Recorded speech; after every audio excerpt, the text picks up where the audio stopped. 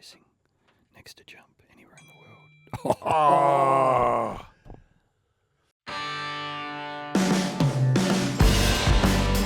Welcome to Two Each Way. I'm Ross Stevenson and he's Hamish McLachlan. Whatever your two is, enjoy. Make sure you follow Two Each Way. Don't miss an episode. Email us any time with a story or question, twoeachway@9.com.au. And we have an Instagram page, whatever that is. Just search Two Each Way. Righto. This is good. Phone's on? On. Righto. I've had a thought. See whether you're right. Phones are on. Starting now. Bing.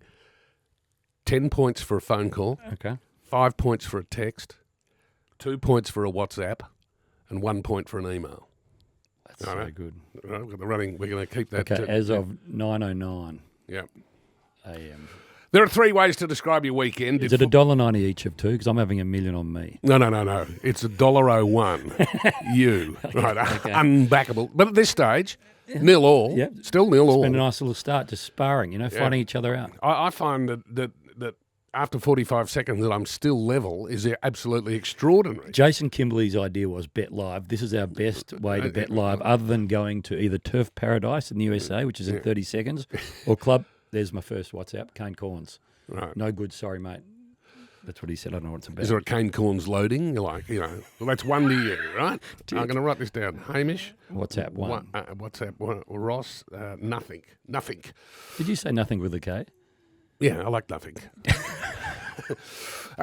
We've been trying to get this listener multi up. You've been unlucky. Right. We had nine legs. We only got 5 of them up. The problem was the very first leg, bow, fell at the first hurdle. Well, it's not very exciting when you fell at ding.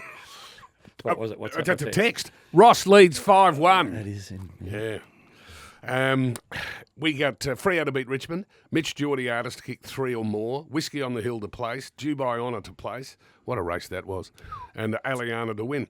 But the 4 of them, I can't remember what they were, but they were no good. Last week on this particular podcast, when we got to betting like the Watsons, where we get to bet $1 million each. Responsibly. I don't know why, but I looked at the next race to go, which was Argentina. And I looked down and I said, number 11, Dos Giant Bobo Man. Right, I'll have $1 million on it. But you've been watching it trial. At Buenos Aires, early morning. It's been training the house down. So $4.20, I had $1 million on it. I don't know why. I think I picked it because it was number 11, because I quite like this idea of having live pretend betting on the podcast. Let's listen to the concluding stages. What's its name again? Dos Giant Bobo Man. Abierto carga el número 8, Shabley Park. Descuentan ya los últimos 120 metros de carrera. 11 como puntero. Acciona con ventaja sobre el 6 en larga tropezada. Abierto lo viene haciendo el 8. Pocos metros para el disco. Por dentro el número 11, Dos Giant Bobo Man. Mantiene ventaja sobre el 8, Shabley Park. Was that the only time he mentioned it? The only time he mentioned Dos Giant Bobo Man. It won. It won. Yeah. So that how do you get paid? You get 4.2 in. I got 4.2 million. Life credits. Yeah. Don't know about that. I might take the 4.2 million. What are you going to roll that into? Me winning the text, call, email, WhatsApp competition. And you're at $3.50 in a 2-horse race. Okay, I'm having 4.2 million on me at $3.50 to be leading by the time we get to betting like the Watsons. Speaking of a 2-horse race, you and I just checked the football. You'll have a bet later. But how do you get in a 2-horse race? 1 horse at $21 in the form of Essendon. Yeah. That's unbelievable. It is unbelievable, and I believe the Bulldogs are $1.01. Yeah. More of that to come. So there we go. That's well done from you. WhatsApp for me. I got a WhatsApp just then. Right. I got 2. Right, that 7. was Beck Madden. I can join from an acupuncture session. I got a WhatsApp from one from Joe and Noah. Okay. They're doing their best to get their father over. They don't know it. I haven't worded them up. Where did you go? Well, I was with my man Lex, who does the Would You Rathers. We did that on a napkin this morning. But I was with him at my mother's house at Birregurra, going down to spend some time with a bloke who teaches Lex how to use a forge. We go to Mum's before she goes to Peterborough for an 80th.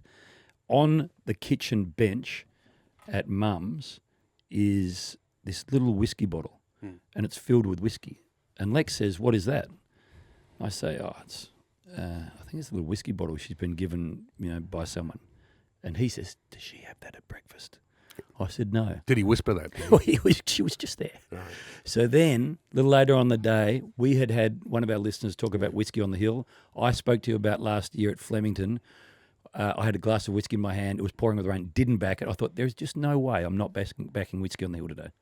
Whiskey on the hill at the 300 metres went for home. 2 lengths to Litchfield, Paradise Storm, then Sir Chartwell, Desert Hero. Whiskey on the hill at the 150 over a length, Litchfield, then Paradise Storm. Whiskey on the hill's brave. Whiskey on the hill is clear. Whiskey on the hill is going to win it and earn a spot in the great race. Whiskey on the hill, 3/4, Litchfield. Hey, every time you turn up here for this podcast, all you do is back winner after winner.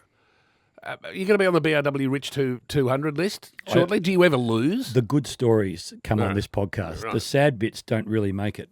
There is, though, this story for me is my favourite of all my universe slapping me in the face. So I'm driving back from the farm after the forge lesson. Jess, who calls for Fox Footy, has a nice voice. Lex says, he's 9, she has a very nice voice. She pronounces everything better than all of the other guys she's calling with. That's an observation. What's that? That's an observation from Lex driving home as we're listening to KO through the Bluetooth. Mm. I then hear as I'm flicking through bits and pieces, I'm not driving at this point, obviously. I've got Raj driving. I look about and see the next horse at Doomben, which is a market mover. As soon as he has said that, is called Grammar Lad. Oh, moral. Grammar gets up to 4th. Spaceballs lost ground in the ruck, and running on fairly well was Glass of Rosé, but Captain Eagle raced to the lead. Grammarland forges out now, does the pursuing. Captain Eagle in front, Grammarland there on the outside, drew alongside Captain Eagle. Grammarland reached the lead, and the money told Grammarland too good. Just because I send them straight to Richard Stansbury as soon as they're happening, and I tell the story. $3.50. $3.50. So anyway, that was good. And the one thing also that I was thinking about was Jack Gunston. I've got a would you rather that relates to him later. Remember a couple of weeks ago you said, I've just been sent an email from Jack Gunston to buy a horse. I will not do that. Mm. We recorded, I think, on the Wednesday or maybe even the Thursday morning. That night the Hawks were playing. I thought, I wonder whether or not Ross has spoken to Jack, replied to Jack, said no to Jack, because he was adamant that he's not going to get into any more horses. So I see Jack Gunston just talking to Hodgie. I hit record on my phone and I asked Jack the question. Now, I don't know the answer to this, Ross, but Jack is there. You said that you had no chance. This is a video for Ross. I don't know the answer. Has he or has he not committed to a horse? Thank you for your 5%, Ross. Really appreciate the support.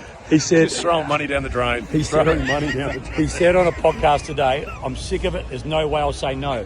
Apparently at 10:01. How do you say no to him? Look at him. And he's kicking goals. You've got to say yes. I sent Jack a photograph. I did buy 5% of his horse. My son lined up for his local footy team for the first practice match. They wear Hawthorn jumpers. And he comes proudly from the jumper presentation, turns it round. He's got number 19. So he's put it on. I take a photograph and I send the photograph to Jack. And Jack responds, now guaranteed to get 4+ goals per game. So Lex, as you know, is a Hawthorn man. He has got a would you rather that involves Jack, given his incredible form. So Jack features a bit, but well done, 5%. Do you know who the horse is by? No. Do you know who it's trained by? No. Do you know where it's going to be stabled? No idea. Good way to go in. Paul! That's 10 points. That's Laura Hart from Channel 7. All right, that's good. 10 points, damn. That's a big one for me. You now lead 15-7. This is a great game. Emails. Stephen says, what's his number? Because we have every week, what is the number of the week? And one happened to me during the week and I said it straight to Big Beard. Stephen says, my number is the answer given to the question, what is the meaning of life, the universe and everything from the Hitchhiker's Guide to the Galaxy? Hang on.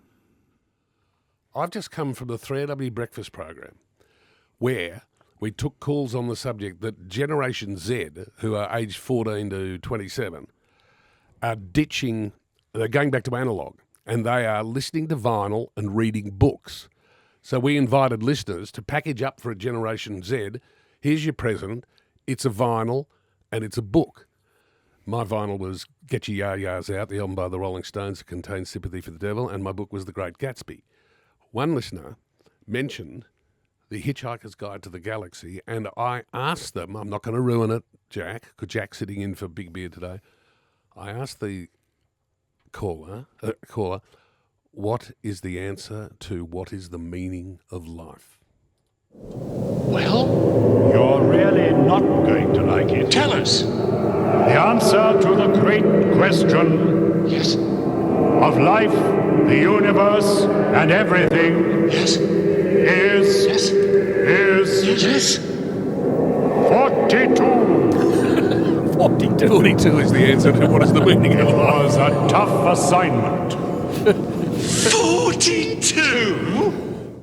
42. And that is exactly the question I asked like 45 minutes ago, having no idea, because, of course, we don't read the running sheet before we start on this program. That is incredible. 42. Edward says spending the winnings. Just Boy, before you go, what is Yeah. the best Rolling Stones song of all time? Sympathy for the Devil. Okay. And the live version on Get Your Ya-Ya's Out, which I think is from 1969. Okay. I took my two oldest boys to see the Stones in Chicago about 3 years ago.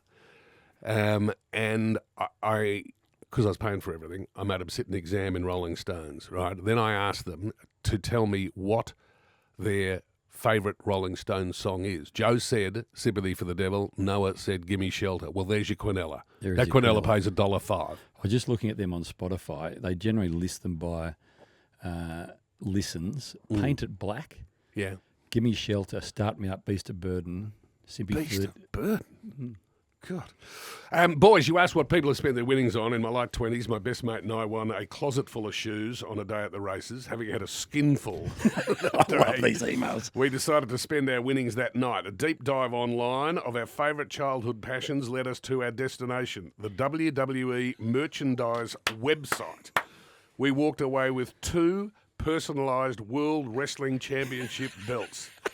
Now married with kids, they are still proudly displayed as they were the day we brought them home. I love the fact now married with kids, brackets, separately.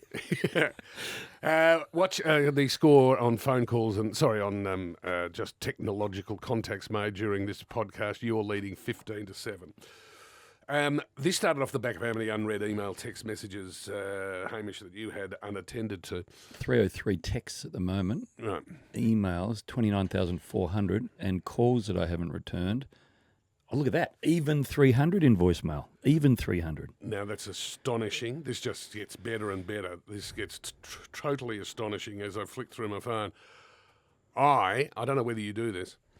When I go to Doncaster Shopping Town, I Why do you elect do that? just like children who say, can we go there? So I go there and Get rid of them. A reward, I know.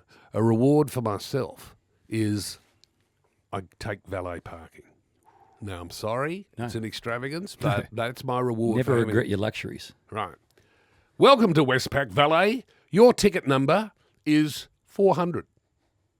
I took a photograph and Bang I sent it to on. Big Beard. I said, that's my number for the week. 400. Right? Not Even. 397, not 417. 400. Perfect. Righto. What's your number? 10 Yeah. demerit points. Oh. I got an email saying, be careful.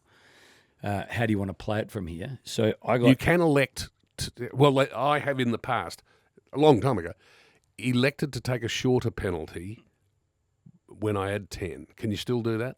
Well, I've got some optionality.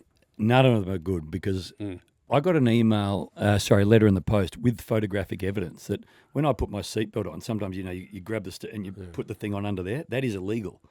4 points. For doing what? So instead of having it over there, Yeah. over your shoulder, under your armpit, still plugged in. sick. 4 points, twice in the one day, Well, $401 each time. Where was the camera? Then they're now getting you in the stoplight, red light camera. Wow. So listeners beware. I've gone from 2 to 10. 2 to 10 because your seatbelt's gone under your arm, not over your shoulder. Correct. So then we wrote an article saying, I think you've missed it. I've got my seatbelt on. They said, you do, but you're wearing it incorrectly. So 2 to 10. I have 2 points to spare. I've looked to see if I can trade or barter. You cannot do that. Yeah. But if you get to 12, you either take, I think it's the 6 months, or you have to go 12 months without getting a point. Yeah. That is one of the great gambles. Yeah. I will be unable to go 6 months without one, so I'm going to take 3 and hire a driver. Hence our listeners. Does anyone want a gig? Because I am absolutely $1 to go from 10 into the 12 zone and lose my license. I took that option of taking the lesser penalty now That's what I'm going to do. because I couldn't afford to take the risk of, And then if you do get caught in that period, it's like for 15 years you've got to do a lime scooter or something. Yeah. No chance. Would you rather? Yes, Lex. Here he comes again. Would you rather you have your life savings responsibly on the Hawks for top 4 this year, or Jack Gunston, Who was that? Brian Taylor, WhatsApp? That's 4. 14. No, WhatsApp's 2, 17. Yeah. Would you rather, or back Jack Gunston to do what? I've got 4 WhatsApps at 8 plus the 10, Oh, gotcha. 18. Would you rather, let's start again. Thanks, Lexi Boy. Have your life savings responsibly on the Hawks to finish top 4 this year, or Jack Gunston to kick 55 this year? At least 55. 55 or more. 13 sixes after 3. He's gone 4-1, 5-1, 4-4. So you're backing injury more than form, I would think. Definitely, I'm backing Jack Gunston. to 55 kick plus. 55 plus, no doubt. I reckon they're both good bets. Is he leading the Coleman? Yep. Oh, they're both good bets, aren't they? Oh, no. God, no. Jack's a better bet than Hawthorn to finish top 4. Hawks are all right, but there's no guarantee to be top 4. All right, Jack. Wait, the responsibility of Ross's life savings sits with Life you. savings, right? Responsibly, though. Yeah, of Like course. carve out some tea money. Would you rather the Hawks win the flag this year, or one of your extraordinary investments in the equine world finishes 4th in the Melbourne Cup this year? Flag. Really? Yeah. You enter the history books of Australia if you win the Melbourne Cup, right? You don't walk down Collins Street and people part ways going, oh my God, there's the guy who owned 5% of the horse that ran 4th in the Melbourne Cup. No, flag. Let's just talk through that. You've won a few Also- flags in your time. Yeah, 13. But see, it gets us off 13 as well. It gets us onto 14. So, we beat that little 13 stigma. What is your smallest investment in a horse in terms of percentage? Smallest? Yeah, you're a 5% guy? 5, I think, yeah. Okay, so the Melbourne Cup is $360,000 for 4th. Yeah. You'd rather the flag? Then what? Then... Walking around going, we won the flag again. Yeah, Rather no, sorry. than 15, 20 grand. Yeah, of course. God, you're going well. So would you rather bet on the Roos to win 6 matches for the year? They're currently 2-1. Or the Suns or the Dogs to win 16? How many games are there? 23. They're both 3-0. Roos are 2-1. I'll back the Bulldogs to win 16 plus.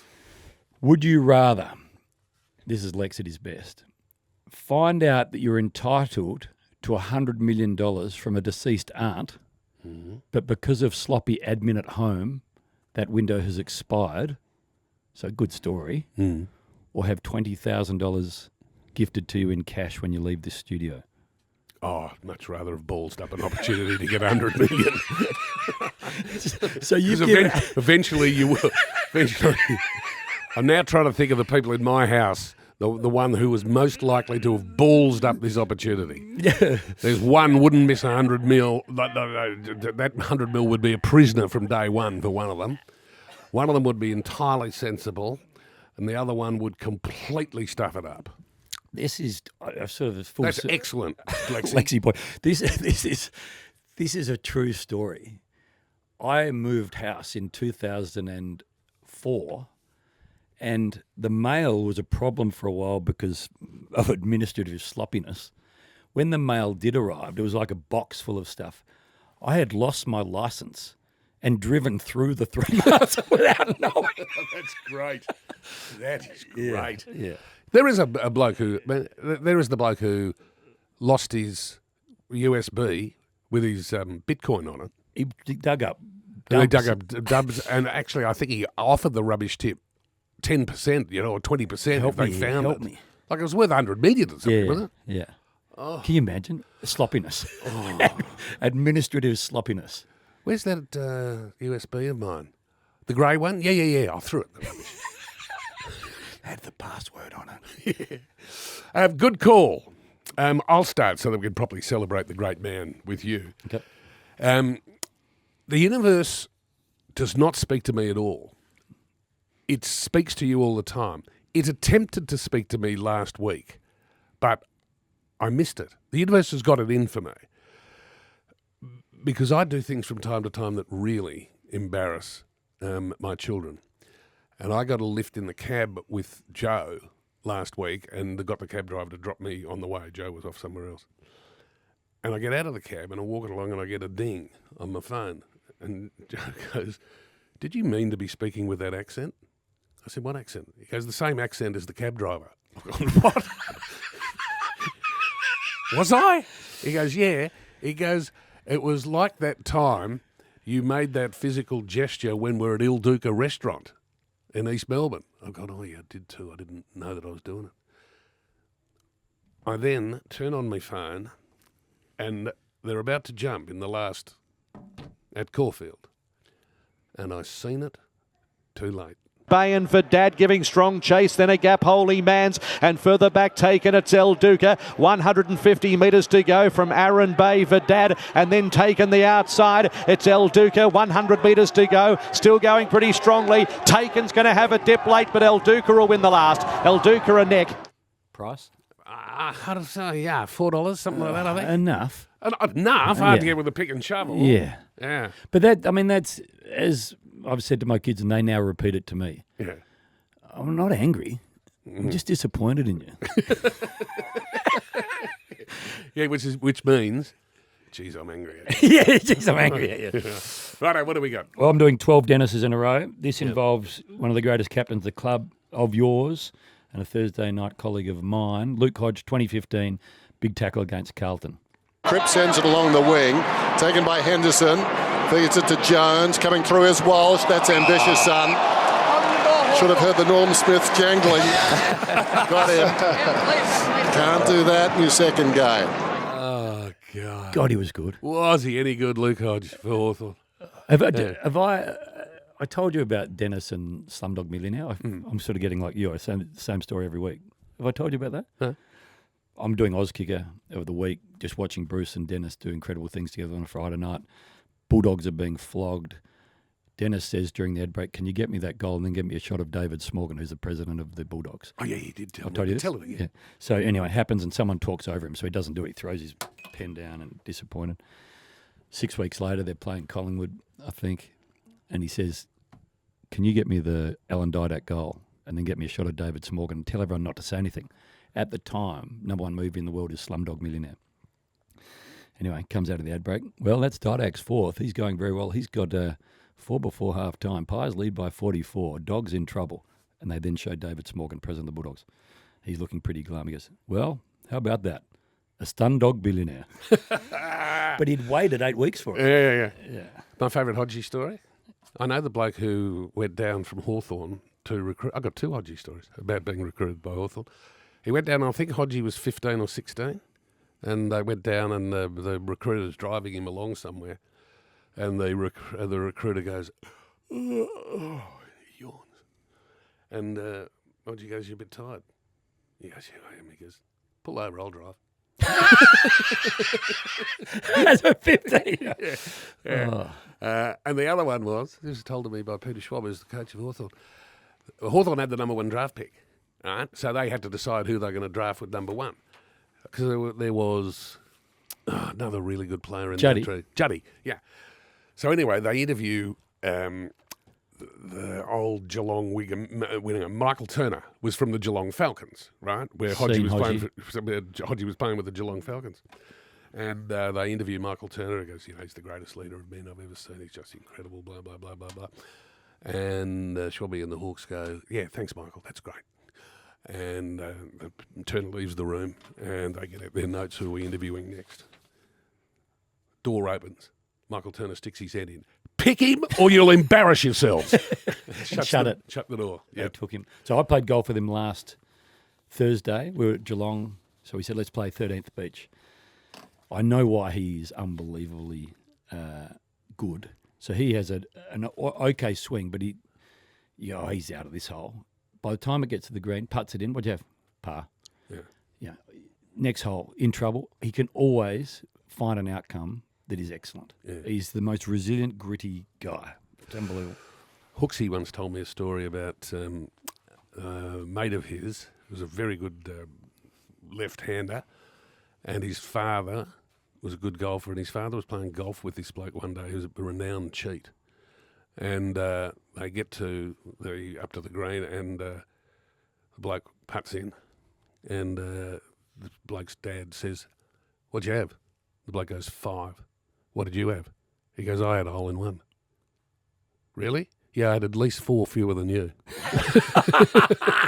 There is a story. I've got 2 text messages since we've been at Steve and Danaher. Put them down, please. Yep. You're 28-7. Yeah, I know it's a cakewalk at the moment, but you can come quick with a couple of late calls. So there was a guy that cheated a bit at Royal Melbourne, and they're playing on, I can't remember which is the par 3 on the, anyway, doesn't matter much. Hits, goes searching for his ball, looks up on the green, can't find it, goes out the back. "Oh, found it. Chips up. Oh, they said, "What are you playing with?" "I tailor-made 3 with my 2 dots on it." You know. So he obviously finds his ball, chips onto the green, putts out for 3 or 4. The guy goes to grab his ball. And there's 2 balls in there. He'd had a hole in one. He'd had a hole in one, dropped another one out the back. He was removed from the club. Wow. There was Jack, I don't know if you research this, British Open, I reckon. British Open, professional, famous one, I think. I can't remember his name, famous one. Hits it into the rough, goes in, finds it, hits it out, gets a par, whatever, in the final round. Next day, they go and curate the course and mow the grass and all that sort of stuff. Hello. There it is. Really? Yeah. I'm sure I've got that right. We get Mark Allen on. Mark would tell us whether that story's true or not. Have you seen Trump's man just drop balls in front of him? No, is that right? Like a guy walking out, and they're looking for a ball, and this guy just throws them out. He goes, "Hey, it's Mr. President." Yeah. You know the name of the book written about him in golf? Commander-in-Chief. Is it true? Is it actually true? Yeah. Who wrote that? I don't Someone know. Riley, Jack I will look it reckon, up. Yeah, Commander-in-Chief. Commander-in-Chief. It's cool. We believe in the premise that horse racing is never boring, so each week we find someone interesting in the round adjacent to racing. This week's interesting person comes from listener Michelle and is simply titled, well, this came from you originally, Racing is Redacted. Dear Ross and Hamish, getting a share in a racehorse was on my bucket list, and I finally took the plunge in 2021. I dived right into 5% of a lovely gelding who would go on to be called 7 Shots. So named because he was out of a hip flask mare, and there are reportedly 7 shots in a hip flask. Alas, he finished up after a 15-race career 0, 1, 3. But at least he gave me some joy. My second acquisition in his first start shied at the empty grandstand at Canberra, and ultimately had a 4-race career. Things were certainly looking grim, but finally I bought into a tried mare, Ninja Star, who gave me 2 wins, both witnessed at the track and celebrated post-race in the winners' rooms. Mind you, Moroyu and Nora aren't Flemington, but neither is the dress code. Fast forward to my most expensive acquisition. I just had to buy into a grey. He's well into his 3rd year, and wait for it, still hasn't got to a jump out. He is the Bruce Reed of horses, finding new ways to get injured or sore all the time. So if I had a good horse, winners. 2 mares for 3 wins in total. Persistent Camel, 1. Absolute Camels, 2. TBA, 3. TBA. Hey, no one ever left the planet owning an unraced 2-year-old. That is gorgeous and beautifully told, Michelle. I found one. Bring one thing that you found this week that you must share with someone. My wife came home last night after being out with mates and said, "I've just found the best wine bar anywhere near us. It's called Clover in Richmond, 193 Swan Street. I haven't been there. We're booked for Sunday night." I love a wine bar. Yeah. I tell you what, a village wine bar I went to on Sunday night. I haven't been there for 10 years. So good, a good wine bar. Bar Alba in Kew goes Good? pretty real good. Here's one. Now, I don't want you to take this personally. I know you find an opportunity to be offended by this. I had lunch at my place down the bush. I know Gillen said he was going, and you said, you coming? I said, no, I wasn't asked. Right. Gillen was asked and you weren't asked because Gillen has a place in the same country town. It was about the country town. It was not about you, right? Fuck you. So I had 30 people for lunch, and I thought... Not in the top 30. In the region. The region. Right, so I'm sitting there and I go, what the hell? Where are people going to sit? Perplexity. Dear Perplexity, I have lunch for 30 people coming up. There's Hamish and Sophie who are married to each other. Hamish knows... But not asked. Hamish knows Jack. Sophie does not know Jack. I went through everyone... Seating arrangements. Seating arrangements. Right. I went through and I told Perplexity everything about who knew who and who knew who. And then the final instruction was, please do not have married people sitting next to each other, but wherever possible, have them sitting opposite each other. It goes... Nailed it. Seating plan. Yep. Perfect. Nailed it. So this is actually, that's a good question. So when you go to somewhere with one of your wives in a different life, do you want, I mean, there's not, like, if they sit me next to Soph and Ross is sitting next to his wife and Hot Joe is sitting, it's like, this is ridiculous. Yeah, I know. Don't worry, Perplexity just went bang. But why do people do that? Do they think that their friends aren't good enough to make friends with new friends? No, I asked my niece, should married people sit next to each other? She said, she's in her 30s. She said, no, but wherever possible, if they could sit opposite them. Help. Yeah. No problem. She said, mind you, she's the daughter of my sister. I asked my sister, and she said, please seat me as far away from Greg as possible. Well, I think if you're going well with your wife, you don't need to be sitting next to your wife. I like meeting new people. And if you're going badly, same scenario. I overheard a woman once discussing with her female friends the fact that her husband had retired. And she said, darling, I married you for life, not for lunch. Somebody texted me during the week and said, love the show. I love the fact that it's built on the promise of horse racing and it's never discussed. We've just spoken about seating arrangements for 2 minutes. I don't reckon we've spoken about horse racing at all. We had El Duca. We had to do that little bit at the start, but that was really the universe. Righto, betting like the Watsons. This is where we're given a notional $1 million to have on something in the upcoming weekend. What are you doing? Lions will beat Collingwood at the Gabba. Right. The Roos will make it 3 from 4 by beating the Blues. That's the big. Whoa. The Crows will win at home. You're having a multi, are you? Yeah. Wow. The Crows will beat Fremantle at home, and the Swans on the road will win in the West against the Eagles. And what's that all up? $7. $7 million. Yep. Would love it. Well, Makes Easter better, doesn't it? No, give us the. I'm going to follow this with interest. The winners are Lions. Yep. Roos. Yep. Crows. Swans. Okay, I'm on it. I'm taking a slightly different approach. I'm having $1 million on the Western Bulldogs at $1.01. I'll give you the money now. Right, which will generate 10 grand, right? And then you and I will go to Clover and spend 10 grand. And then we'll get a chopper to the Cube at Wine Bar after that. Yeah. Done. So is there... I mean, how does that not play out as you want it? There have been games... Over 2 hours of football...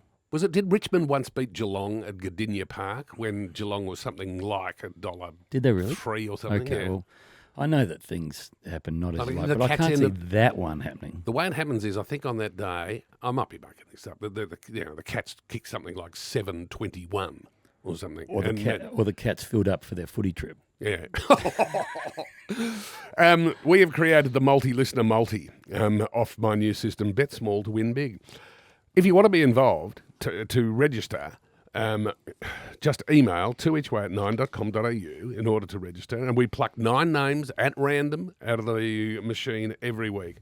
The multi-listener multi, email us now, 2eachway@9.com.au to register for next week's text for Roscoe, 28 to 12. We're in the shadows of the stadium, though, unfortunately. That was my son. I've got to text it. There you go, Fleur de Wit. Yeah. This one says, and remind me to give you a haircut when I get home. What does a calendar invite count for? Nothing? Nothing. Okay. Right. Who's giving you a haircut? My son. He cuts your hair? Cuts my hair. Well, why would great. But why would I pay $30 to get that cut? Right. Agreed. So that old joke is my barber charged me $30. 25 of it is a search fee. Right. So does he use clippers or does he use scissors? Electric clippers. What number do you go for? I can't remember. Who's doing it? Noah. Saves me $30. Brilliant. Yeah. You can have more on Western Bulldogs. Email us, twoeachway@9.com.au if you have a child who saves you money. Right. Do any of your children save you money? Just on money, I said to my daughter, Indy, she was when we were away last year, she was walking dogs in the local neighbourhood in the Alps. Largely the people in the Alps have too much disposable income. She said, what should I she was charge? doing it as a job? Yeah, as a job. Yep. She said, what should I charge? I said, at the end of the year, ask them to pay you whatever they think is fair. Oh, that's great. The biggest overs in shame. the history. The biggest overs in the history of payment systems. Well, two of the Sophie and What's Maya. that? What's that? That's two. You've cracked 30 to 12. Maya and Sophie, who work on the breakfast program, are both professional dog walkers, right? So you can have three guesses here. As we say farewell to the folks, email us twoeachway@9.com.au or follow us on Instagram. Just search 2eachway, whatever your two is, enjoy. They both agree that the best dog to have as a pet is. You have three. You'd have three cracks at it. Because are they dog walkers or they just love dogs? They're dog walkers, professional dog walkers, and they love dogs. And they say one type of dog is the best dog to have as a pet. Labrador? Be more specific. Golden? No. Missed it. The dark one. What are they called? Not the Black Lab. Black Lab. Well done. You got it in three. That's really good skills. They say the Black Lab is the best dog to have. Both of them agree on the same dog. You're on an island. There's two hairdressers. One has terrible hair. One has terrific hair. Who's the hairdresser you want? The one with the bad hair. Yeah. Took me a long way to work that out. Indy taught me that. See you later. Whatever your two is, enjoy.